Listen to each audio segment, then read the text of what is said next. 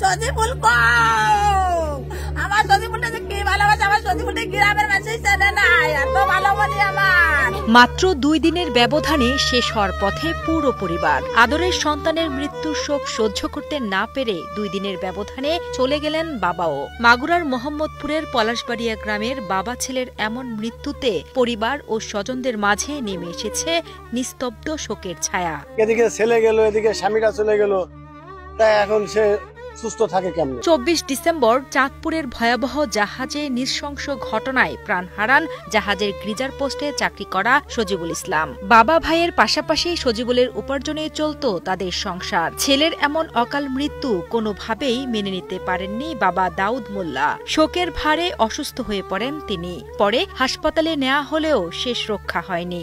মাত্র 2 দিনের ব্যবধানে 26 ডিসেম্বর না ফেরার দেশে চলে যান বাবা দাউদ মোল্লা। ওনার ছেলে মারা যাওয়ার পরের থেকে উনি অসহায়, তারপরে ওনারে নিয়ে যাওয়া হয়েছে হাসপাতালে উনি মৃত্যু ঘোষণা করছে। যখন লাশটা আনি তখন আপু এই লাশটা দেখে খুব শখ হতো। যা উনি ভাত খাইতে পারে না, উনি যা খায় তা আবার বের হয়ে যায়, না খাইতে খাইতে তারপরে আমরা ফরিদপুর হাসপাতালে নিই। তারপরে ওখানে যাওয়ার পর 1 ঘন্টা পরে আপু মারা। পরিবারের বাকি সদস্যদের কান্নায় ভারী হয়ে উঠেছে পুরো পলাশবাড়িয়া গ্রাম। মা নাজমা বেগম যেন দিশেহারা হয়ে পড়েছেন। একদিকে প্রিয় ছেলের মৃত্যু, অন্যদিকে স্বামীকে হারানোর বেদনা। সব মিলিয়ে তিনি এখন পাগল প্রায়।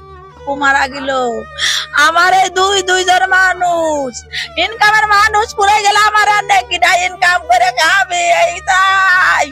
আর আমার বিচার, আমার মনে যেরম বিচার এরম বিচার চাই, আর কি যাবো। দাউদ মোল্লার সংসার ছিল সীমিত আয়ের। 3 ছেলের মধ্যে বড় ও মেঝো ছেলে সজিবুল চাঁদপুরের জাহাজে চাকরি করতেন। বাবা দাউদ মোল্লা একজন ছোট ব্যবসায়ী। নিহত সজিবুল জাহাজে চাকরি করে যা উপার্জন করতেন তা দিয়েই অভাবের সংসারে বাবা মা ভাইকে সাহায্য করতেন। বাবা দাউদ মোল্লা ছোটখাটো ব্যবসা করতেন। বাবা ছেলেদের উপার্জনেই কোন রকমে চলছিল তাদের সংসার। কিন্তু 2 দিনের ব্যবধানে সেই স্বপ্নের ঘর যেন একেবারে ভেঙে পড়ল। উনি ওই একটু টুকটাক ব্যবসা ম্যানেজ করতো কোন রকম করে, ওই দিন আনতো দিন খাতো, এইভাবে এরকম চলতো সংসারটা। আর এই ছেলের জন্যই স্টক করেই মারা গেছে। এমন হৃদয় বিদারক ঘটনায় স্বজন, প্রতিবেশী এবং স্থানীয়দের চোখেও নেমে এসেছে অশ্রু। তারা আশা করছেন সমাজের হৃদয়বান মানুষ এবং প্রশাসন এই বিধ্বস্ত পরিবারটির পাশে এসে দাঁড়াবে এবং এই ঘটনার জন্য যারা দায়ী তাদের আইন অনুযায়ী যথাযথ শাস্তি হবে। আমার ভাইয়ের মৃত্যুতে আমার সরকারের কাছে একটাই চাওয়া যে এর সুষ্ঠু বিচার যাতে আমরা পাই।